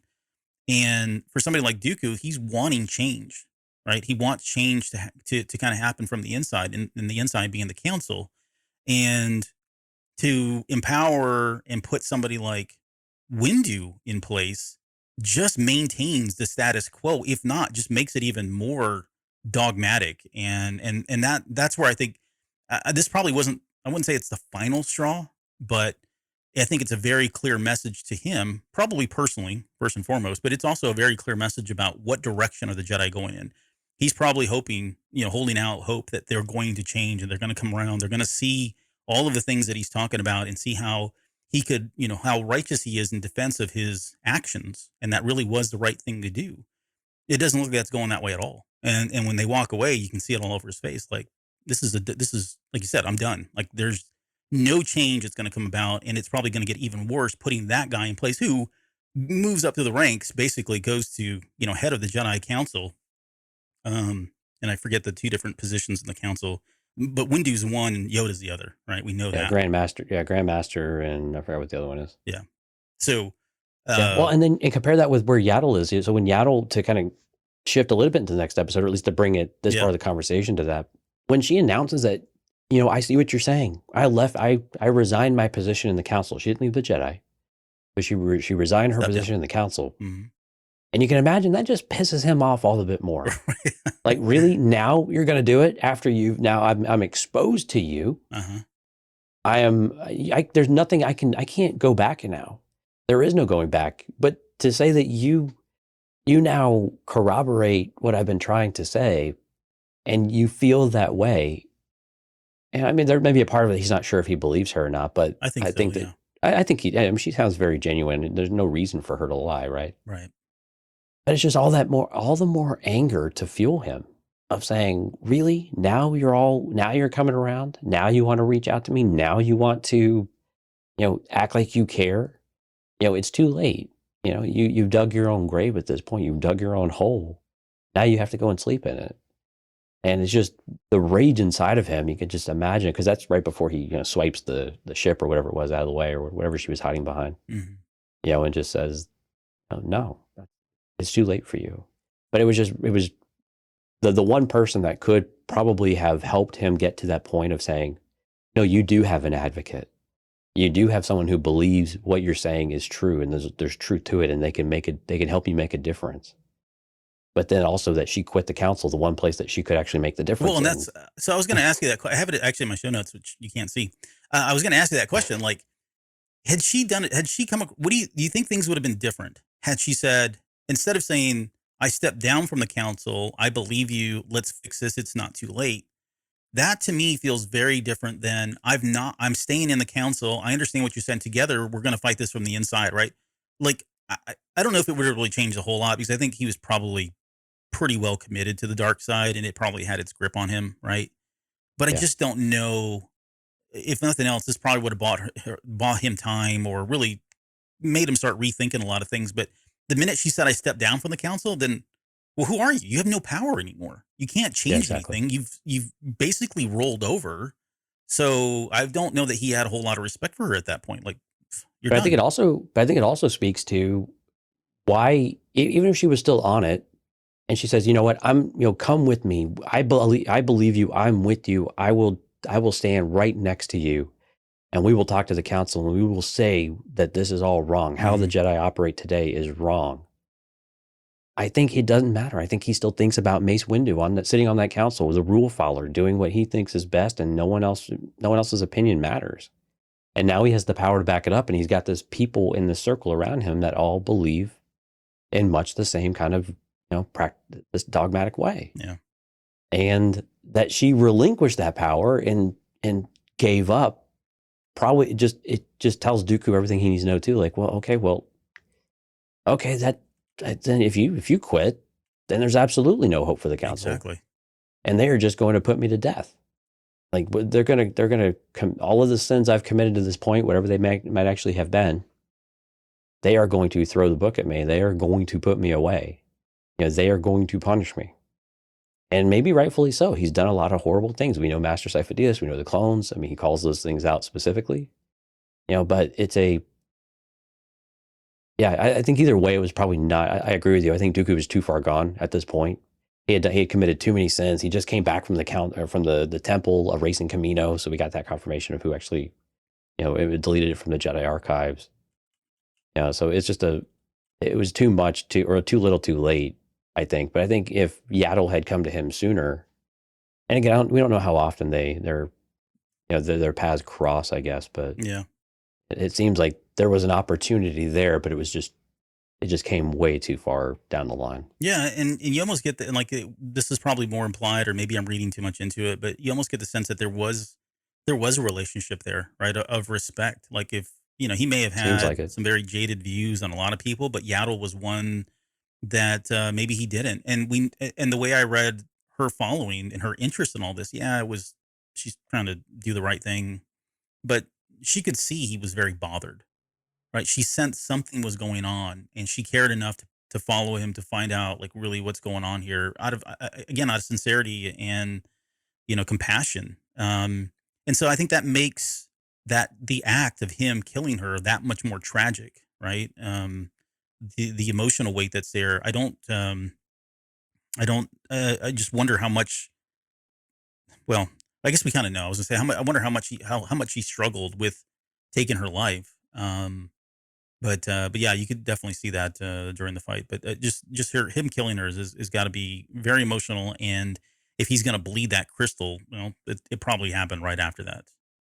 Well, and again, I think this is where I wanted to come back to with Qui-Gon Jinn, whether or not you think Sidious knew specifically that Qui-Gon's days were numbered, and it was important for his apprentice to kill Dooku's apprentice in order to really, in this weird, sick Jedi dark side kind of way, killing someone close to you makes you become the thing that you don't want to ever be.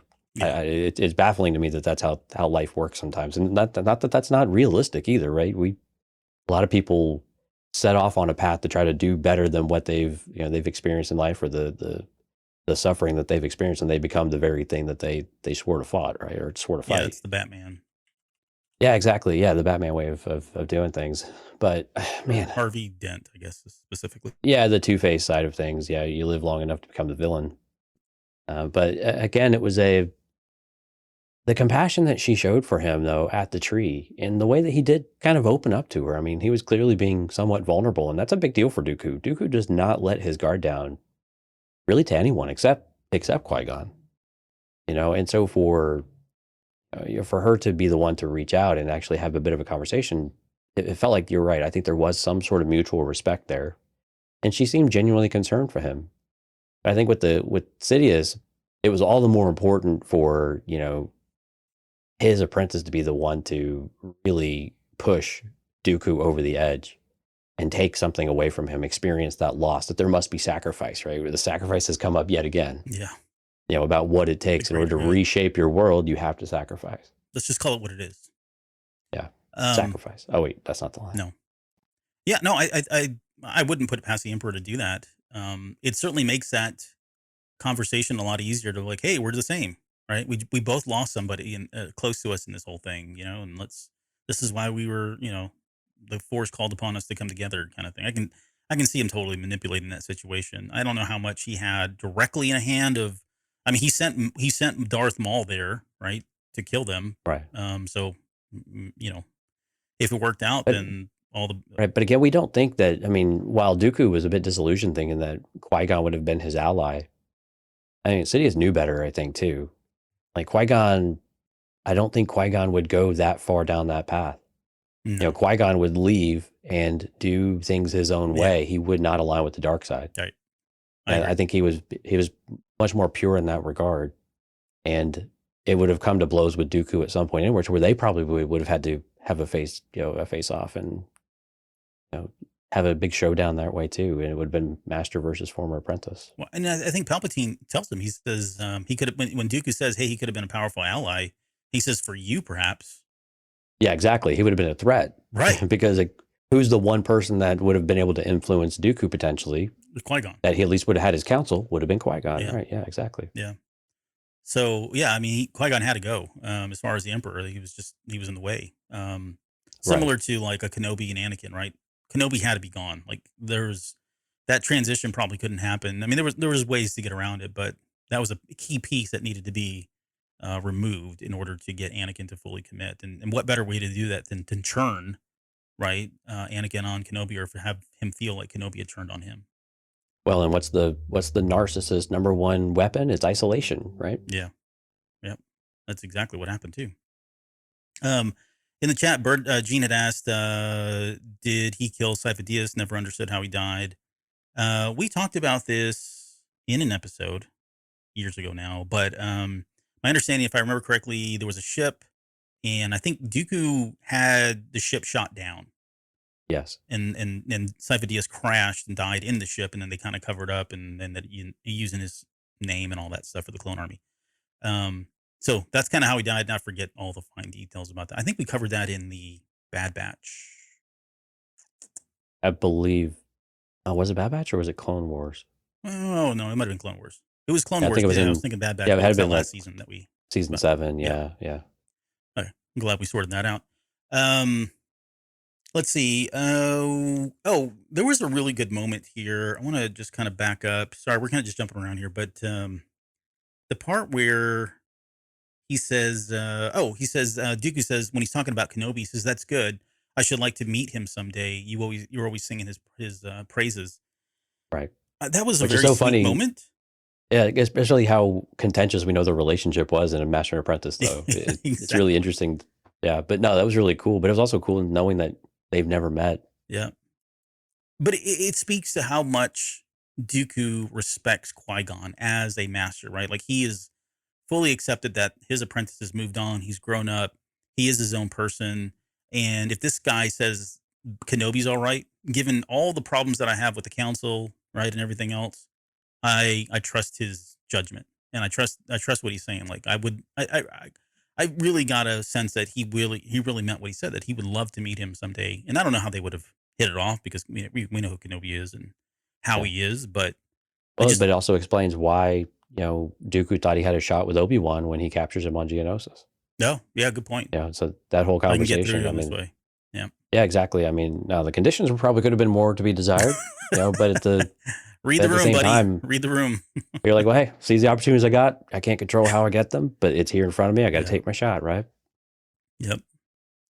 The fight scene, just kind of talking about the testosterone part of this whole episode, I thought was great. I think we talked about this as well. Like, just seeing that she has a very similar fighting style that Yoda has, the whole popping around and flipping and all that. I like the spin and the swerve, the kind of the swinging of the cloak around her and her tabards, kind of go around her just like they did Yoda in Attack of the Clones. Was a lot of fun. And I really enjoyed her trying to bring Dooku back to the light. Like, clearly she saw that he had already moved. He was moving to the dark side, if not crossed over the dark side. I mean, she didn't back down. She was persistent. She never gave up. She was genuine. Yeah, about very it, sincere, very genuine about, come back. Like, we'll fix this. It's not too late. He says, but again, afraid. not making any promises at the same time, saying, I mean, basically saying, yeah, I get it. It's going to be tough, but I'm going to be with you the entire time. I'm going to be standing there advocating for you. We have a way of making this right. Now, that doesn't mean that your life is going to be right after this, but we have a way of making it right. Everything else right. Making his own kind of selfishness, and it keeps getting in the way. In that whole sentence, that whole sequence where she says, "I'm on your side. I stepped down from the council. You're right about so many things. The council should have listened." But the last line, Qui-Gon did not have to die. I think that's what did it. Yeah, right. Like, I think that's where she misstepped. Like, she had a misstep. Like, I would not have evoked his name in that way, at least. That was the risk. I mean, you go for the kill shot, right? Of the emotional side of things, of saying, this is either going to make or break it. There's not going to be one or the other. I mean, it's got to be one or the other. It's not going to be any middle ground on this one. It's going to be one or the other. And it did not end well. Yeah, that was, it didn't end well for her. I did enjoy it. Like, it's Star Wars, and I'm not going to sweat the details here, but like, it clearly looked like that door came down. Like there was no Oh, space. So how did you're right. she? Yeah, all of the dust going out, it closed. So, yeah, So maybe she was trapped. Like maybe it didn't crush her, and she was just in a weird like space that only she could have fit in. And then she ended maybe. up using the force and overexerting herself, and I don't know. Or she's like, like a rodent or something that can squeeze into tight spots, and she was able to hold it, but flatten herself out. Yeah, Yeah, I mean, it was very dramatic, a bit over the top, but still, it that was was pretty effective. cool I thought though. it was awesome because I was not It expecting her was, to yeah. live. I thought that was. I was like, oh wow, she went quick at least. Yeah. Now, what I was really hoping though is that he would have collected her lightsaber in some way in order to give us that confirmation that yes, Yaddle's lightsaber is the one that he ends up bleeding as part of the ritual Right. of the Sith. Right. Or Grievous comes crawling in, picks up the lightsaber, and then crawls right out. Yeah. Ah, fine addition to my collection. Ever the collector And that Dooku's Grievous like, is. really? Another one?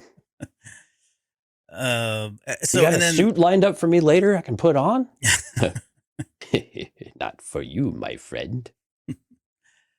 let's see. That they have a really quick conversation. This will end it here, but it's just that I want to bring peace and order to the galaxy. Right? Dooku's saying that. It's just, I mean, those are. It sounds like he's just channeling what. I mean, he means it, but he's really just channeling Palpatine's words, and we know what He's just Palpatine echoing. was. So Yeah. and then she says, "Already, so many have suffered for what you call order." And then he says, "Let me give you, your peace, Master Yaddle." And like I said, I think in my head that is the last. That was the transition, right? That was the last act. That was Anakin's killing of Windu in Revenge of the Sith. This was similar to that because even Palpatine says, "Rise, my friend." He doesn't. It would have been, I don't know if he would have given him his name right then and there, right? Tyrannus, Dark Tyrannus, but he at least says, "Rise, my friend," and he acknowledges him. He being Dooku says, "Master." So Right. I think that's the first time this has all happened. So I guess we got the origin of Darth Tyrannus, which I think is kind of cool, even though they never really said his name. But yeah, everything changed at the end of this. So really I great agree because, I insight. mean, Palpatine was a bit more, or Sidious, I guess we should say, seemed like he was a little uncertain, right, about where he's going in. And, clearly he's like, oh, I've been betrayed. Of course, Dooku's like, nah, bro, she followed me here. It's not my fault. Yeah. But I mean, I agree with you. I think this was the origin of Dark Tyrannus, that this is that commitment. This is that point of no return where you have made the decision. You are now in because you have done that specific action. Again, I agree with you. I think Anakin with Mace Windu and interfering there was very much that moment for him, where you completely let yourself go and you feel like there's no turning back at this point. Mm-hmm. There's no road back to where you were before. Even though really, if you're already at that point, you've kind of already sacrificed it. And we could probably argue that Dooku in his head probably says he's already gone. He's already past that point anyway. But now you've committed the ultimate sin. Yeah, he was responsible for Sifo Dyas, but I was kind of indirectly responsible. I didn't pull the trigger, kind of thing. But yeah, this one he delivered his own type of peace and justice. Which is sad because Sifo Dyas and him, I mean, that was his buddy. Like that was the only the only person that trusted him and saw him And he as a friend. protected him. I mean, that's just tragic. I mean, it's really just tragic. And again, so is the relationship with Qui-Gon to an extent too, of just the sadness that he must feel but again, the relationships that masters and apprentices have, Mm-hmm. a Jedi and a Padawan, and just growing up. And again, that wistful, I don't have a choice but to let him go because he's gone. Well, that's a denial statement, right? That's a stage of grief. It's not a Jedi trait. It's just a stage of grief that he was in, where he's rationalizing things. But yeah, I mean, to lose Sifo Dyas, in such a way, and then now for Qui-Gon, and again, might feel somewhat responsible for that one too, because again, he's aligned with the Sith Lord, and the Sith Lord is the one who sent off one of his minions, who's effectively making room for Dooku. Mm-hmm. So yeah. There's just a point of clarity when I said that Yaddle could feel something or she sensed something, and which is why she followed him. I think more than anything, it looked like he was mourning, like he had that moment where he was in front of the tree and all of that, but there was still some like callousness about him. Like he wasn't. It didn't seem like he was fully grieving. And I don't know. I mean, I guess you could argue the Jedi at that point, they're not going to feed into their emotions, so maybe that's right on point for him. But he did just seem kind of like stunned maybe or cold about it all, given the relationship and whatever it was, whatever level that was, it was enough for Yaddle to kind of hone in on it and be like, okay, this is a little, uncharacteristic of him having just lost somebody like Qui-Gon Jinn in his life. That's pretty important. So why is he seem so pretty passive about it? He wasn't even going to the funeral, right? I mean, that's like a red flag right there. Like, you're not going to attend the funeral. Well, and again, he's trying to, and he passes it off as being the Jedi way of doing things, right? Yeah. No, I'm just letting go. Yeah. Well, no, you're grieving, dude. You're not in great shape. But again, but I think it does speak to Yaddle though. She did feel something was wrong, like that he hadn't betrayed the Jedi, but that he needs help. He needs support. He needs care and love and affection, things that the Jedi don't do for the most part. Mhm. They don't know, either they don't know how, or they've forgotten how, or they just don't want to make the time for it because they just feel like it's. Which, and again, to your point before, when we look at High Republic and how they treat all of these types of emotions and feelings, very, very different. They're very accepting of these types of emotions, that they're real. Yep. They're human, if you will. It just makes them human. I know they're not all humans, clearly. I mean, Ki-Adi-Mundi. Can we just take a moment and say how awkward Ki-Adi-Mundi's like hoodie is Oh yeah, on his robe? like the extra fabric that goes into making that, it's just kind of ridiculous. I mean, it's so tall. How does he even get it up and over it? I don't. Anyway, it was just very weird. But yeah, I mean, it's you really feel for him because he just does come across as just alone all of a sudden. There's this just vast emptiness inside, where even if he doesn't necessarily interact with Qui-Gon a lot anymore because he's grown up, has his own apprentice, has his own missions, doing all the things. You don't have that counsel. You don't have someone that you could go and talk to, or you could lean on, that you feel understands your point of view, understands your misgivings about things, but you can speak more openly about and speak more freely. And now that's gone. And the only other person you could have done it with, well, you kind of had a hand in their demise too. Yep. So This all plays into yeah. Palpatine. Like I said, he's got nobody. He's out on his luck now, right? There's no point of no return at this point. So who else is he going to confide in? Who's he going to turn to? Yeah, exactly. Open arms, man. Come on in, buddy. Water's warm. Okay. I think we'll leave it there. I mean, great episodes. I really These are enjoyed really all of good. these, and I hope we get to go back and revisit them for future episodes on in content and that sort of thing. And looking forward to the Ahsoka ones when we get around to those as well. Absolutely. Yeah, those were really good too.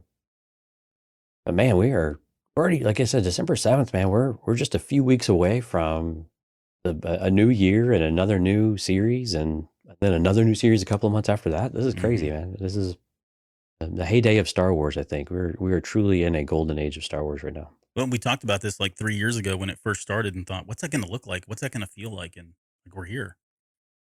No Yeah, rest and, for the wicked. it's crazy. I mean, yeah, we knew we'd be busy, Yeah. but yeah, we're kind of keeping up with it. Yeah. But again, I think it's a testament to that we are getting really quality content, right? We talked a lot about this with Andor, but I think with this series too, solid writing, very concise, very tight storytelling. They have a very specific story they're trying to tell, not only within the 10 or 15 minutes, but the total 45-minute arc, if you will, Mm-hmm. of where they want to take that character and show you this development in a short period of time. And so I think that this works. I think this is really what's exciting about some of the opportunities of what Disney Plus provides, is that you can do these types of storytelling in a very different way. You don't have to go and throw it on YouTube, and you can release it all at once, or you can do weekly releases over an extended period of time. But you can do things, you could try different things. You could try them out and do different things. And I think this really will appeal to, I think this will probably appeal more to maybe a bit of the older, more traditional audience, maybe so than younger kids. Because again, these were fairly dark episodes, right? I mean, pretty Yeah. heavy, and a lot of kind of a lot of darkness shrouding everything at the same time. I see what you did there. Oh, did you? Yeah. No, well, I would say, like, as far as the reception goes, right? Not that I have like the biggest pulse on all the different sects of fandom, but they're like, this seems to be a series that's been well received by just about everybody, right? There's something in here Oh, for good. everyone. The fact that Filoni's behind it helps a lot, because that usually is that's one of those divider lines that exists in Star Wars. George Lucas being another, Ryan Johnson being another, right? There's these people and these these big names that kind of separate these groups. But yeah, I think by and large, I think the reception and the feedback has been overwhelmingly positive for these episodes. It's so weird too because like you've got somebody like Ahsoka who we have such a rich history with already. And then we get even more of this, and we get like the backstory, and there's something meaningful and purposeful about even just her, the beginning of it, all the way back to when she's an infant and a child. So I think from that perspective, it definitely enriches the lore. And so like it does, I think it has the potential to bring in new viewers, especially given that they're so small in size. It's not a Yeah. huge time commitment.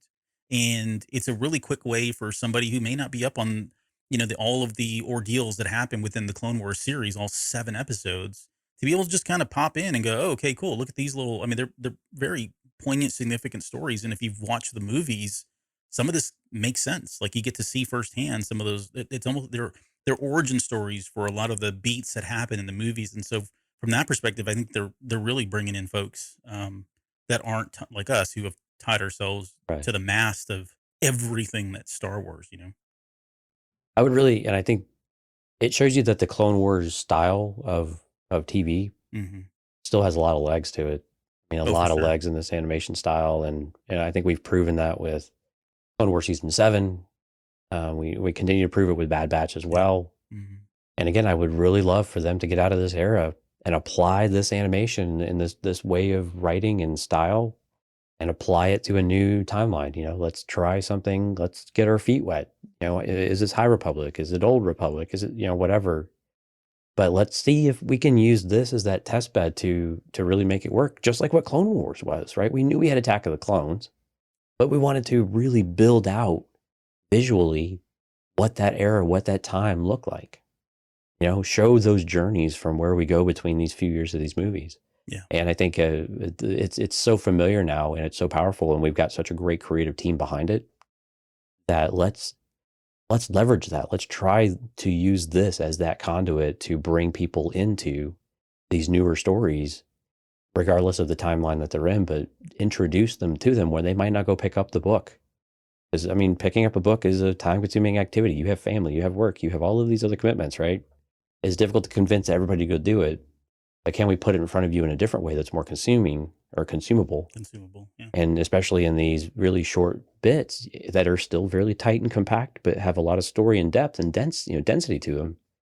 A lot of opportunity there. But I know animation has a lot of work that goes behind it too, so it's a bit of a risk. But I think it would be a calculated risk that you could really see pay off, especially with the fantastic creative teams we've got behind these things. Yeah. No, I agree. I agree 100%. I'm looking forward to it, and we probably won't cross that threshold of new era type storytelling until we get to Ahsoka and probably Skeleton Crew. I think we're probably going to jump Yeah. into some really new kind of territories, no pun intended, almost literally, that we've never been in. But like you said, something like this, season 2 or an extension of season 1, whatever we call it, is a perfect opportunity to kind of land some additional content like that and really kind of open the eyes and really get us exposed to a lot of the other timelines that exist in Star Wars. Yeah, because unfortunately, by living in this era, we're still in the Jedi bashing period of life. Yeah. And with Phase 2 of High Republic, I got to be honest with you. I mean, how much content I've got through so far, we're kind of back to Jedi bashing in some ways, Mhm. And so it's I'm curious to see where that's going, considering the High Republic Phase 1 wasn't quite like that. So I'm really curious to see how that goes. But I'd like to see the Jedi still put that revered light. Not that they're perfect by any stretch, but I'd like to see them still carrying that flag of peace and justice and representing the galaxy, not necessarily just representing the Republic. Yep. But we'll see. I mean, I'm hoping that we get something by like 2024, right? That we start cracking that egg and we start moving that forward. I'd love to see something come towards the end of next year, but in 2023, but I just don't know if it's in the cards. There's really not a lot of, there's not a lot of certainty about what the schedule looks like here for the next couple of years with any really hard certainty, except for a few things, right? Yeah, I mean, if it's happening, they haven't. It's not been leaked, and they haven't made it known. So, not to say Right. that it's not, but Yeah, we keep hearing rumors about High Republic, like making its way into a different medium, right? mm-hmm. But again, no concrete details No, really not surface, it yet. seems. So, We'll get there. yeah. All right, so we'll end the show there. did we have anybody join the live stream? We did have people live. Yeah, we did. Do some shout outs real quick. So Jonathan, Steph, Lauren, Sky, Eugene, Ash, Kathy, Hard Counter, everyone, thank you so much for coming out. Again, if you're listening to this, we would love to invite you to come out to the live stream if you're able to do it. We usually do this 9 p.m. Central. Days of the week kind of vary a little bit depending on availability, but we're working on some of that too. So cantinacast.com/YouTube if you want to go out there, check out the videos, hit the like button, let us know. Again, hit the subscribe. It means a lot to us if you'd like to come out and check it out. Be notified when we're coming online. Again, all the social medias, all that good stuff we post out there when we're going to get it. Even if you're on on the lowly Facebooks, we have events out there that have a link to the YouTube. So if you are a Facebook fan and you enjoy using that service, go like the page, Cantina Cast or the Cantina Cast, and you'll be able to get notifications of those events and have the link readily available to you so you can come out there and watch it with us on the YouTubes. So, but anyway, yeah, thank you for all everyone that came out. And of course, special thank you to all of our Patreon members. And if you're curious about that, cantinacast.com/Patreon. Yep. Hey, and just quickly, go ahead. Jedi Tutorials. Yeah, go out to the website, cantinacast.com. Yeah, Jeditorials. I'll throw it up there quickly. cantinacast.com/Jeditorials. Yeah, Riley just joined the chat too. Just want to give a quick shout out to Riley. Thanks for joining here at the last minute. Look at that. Just right at the nick of time. Snuck in. Where's Rob? Is Rob going to sneak in too now? I don't know. What's that little rascal icon she's got? Hey, before we get out of here, on a personal note, I just wanted, I said it earlier, but it bears repeating. I just want to say happy birthday to my dad. I love you. So, okay. With that, join me Sunday for our Patreon episode where I'll have some distinguished guests on with me to talk about our favorite. We're going to be ranking all of the Disney era television series. So it should be a lot of fun. Talk about our pros and cons, why we rank them. Maybe we'll have honorable mentions. I don't know. There hasn't been that many probably before that, but should be a fun show. So join me on Sunday, 9 p.m. Central. I'm hoping I can actually get in there and listen to the end of it because I think the show's going to be about 6 or 7 hours long. That will knock it off. It will not be that long. Well, I edit the Patreon show, so you don't have to care about how long. Oh, okay. So. Well, then let's shoot for 3. That's fine. Right, minimum 3. Yeah. So. I think you guys are gonna have a lot to talk about. I'm excited to hear that one. Okay. Well, that makes at least 2 of us. All right, we'll leave it there, and we'll see you guys on Sunday.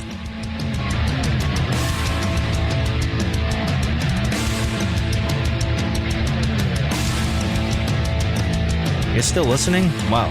That's amazing. Well, I'm here to give you the disclaimer. Normally we do a big, long, drawn-out disclaimer thing saying what's what and who's what and all that other stuff, but I think you guys kind of know that Lucasfilm and Disney have no affiliation with us at all, and we have none with them. We talk about Star Wars, which is their property and all that other good, fun stuff, but I think you can tell which is our stuff and which is their stuff. If you can't, well, then send a lawyer to send an email to me, and I'll be glad to chat with them. Other than that, you know what's what, so that's your disclaimer.